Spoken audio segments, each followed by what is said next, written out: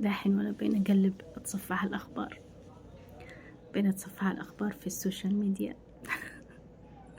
بعدين طلع لي مقطع لتوكل كرمان، والله إنه طلع من نفسه قسما بالله العلي العظيم.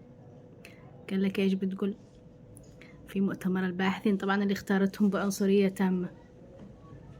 هذا اللي جالسة تقول يا شعبي اليمني، ما دخلها بشعبها اليمني بعد ما عصدت عصيد. قال لكم إيش هذا الذي تمر به اليمن. أنا حلقي بيجاني بس فلجتني أشهد لله.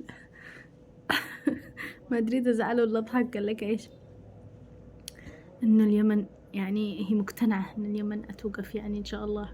ها يعني معنى الكلام، بس إيش قالت الكلمة؟ سحابة صيف وستنقشع. أقسم بالله العلي العظيم إن هذه الكلمة قالها الزعيم علي عبد الله صالح في واحد من المقاطع. وأمانة لو واحد لقي المقطع يرسل لي أمانة والمقطع. وقالها ساعدت السفير أحمد علي عبد الله صالح الله يحفظه في خطاب 24 أغسطس اللي فات، إن هذه الأزمة سحابة صيف وستنقشع. أتوكل كرمان مش قادرة حتى تتكلم يا جماعة الخير. اللهم يا رب العالمين، هو ما هوش تنمر ولا هو، بس يا ربي هذه إنسانة يعني حقدت.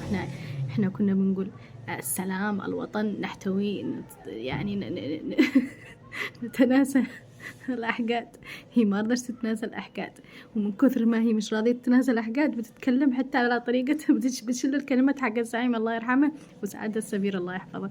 هيا ما رأيكم؟